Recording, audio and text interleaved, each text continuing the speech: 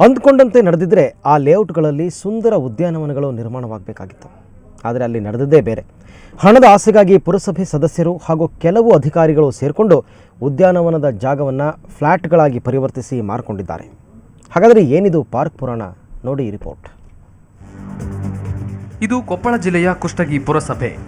ಇಲ್ಲಿರುವ ಸದಸ್ಯರು ಮತ್ಯಾವ ಪುರಸಭೆಯಲ್ಲೂ ಸಿಗೋದಿಲ್ವೇನೋ. ಪಟ್ಟಣದ ರಾಯಬಾಗಿ ಲೇಔಟ್ ಸೇರಿದಂತೆ ಕೆಲವು ಲೇಔಟ್ಗಳಲ್ಲಿ ಉದ್ಯಾನವನಕ್ಕೆಂದು ಮೀಸಲಿಟ್ಟಿದ್ದ ಜಾಗದ ಮೇಲೆ ಇವರ ಕಣ್ಣು ಬಿದ್ದಿದೆ. ಈ ಜಾಗದಲ್ಲಿ 70ಕ್ಕೂ ಹೆಚ್ಚು ನಿವೇಶನಗಳನ್ನು ಮಾಡಿ ಬೇನಾಮಿ ಹೆಸರಲ್ಲಿ ನೋಂದಣಿ ಮಾಡಲಾಗಿದೆ. ಇದಕ್ಕೆ ಕೆಲ ಅಧಿಕಾರಿಗಳ ಸಹಕಾರವೂ ಇದೆ ಅನ್ನೋದು ಸ್ಥಳೀಯರ ಆರೋಪ.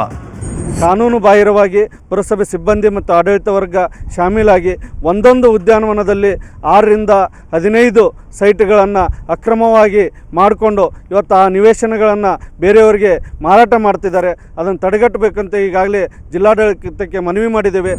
ಇದೆಲ್ಲ ಏನ್ರಿ ಕಥೆ ಅಂತ ಪುರಸಭೆ ಮುಖ್ಯಾಧಿಕಾರಿಗಳನ್ನು ಕೇಳಿದರೆ ಇದು ನಡೆದಿರೋದು ನಿಜ ಅಂತ ಒಪ್ಪಿಕೊಳ್ತಾರೆ. ಇಲ್ಲಿ ರಗಳೆ ಏನೋ ಹೇಳಿದ್ರಲ್ಲ, ಅದ್ರ ಪ್ರಕಾರ ಆಗಿದ್ದು ನಿಜ ಅದು.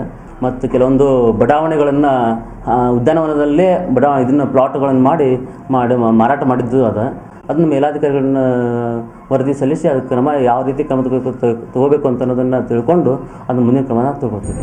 ಒಟ್ಟಾರೆ ಪುರಸಭೆ ಸದಸ್ಯರು ಹಾಗೂ ಅಧಿಕಾರಿಗಳ ಧನದಾಹದಿಂದಾಗಿ ಸುಂದರ ಉದ್ಯಾನವನ ನಿರ್ಮಾಣವಾಗಬೇಕಿದ್ದ ಜಾಗ ಈಗ ನಿವೇಶನಗಳಾಗಿವೆ. ಈ ಅಕ್ರಮ ಸರಿಪಡಿಸಬೇಕಾದ ಜವಾಬ್ದಾರಿ ನಿರ್ವಹಿಸುತ್ತದ ಸರ್ಕಾರ? ದೊಡ್ಡೇಶ್ ಎಲಿಗಾರ್, ಸುವರ್ಣ ನ್ಯೂಸ್ 24/7 ಕೊಪ್ಪಳ.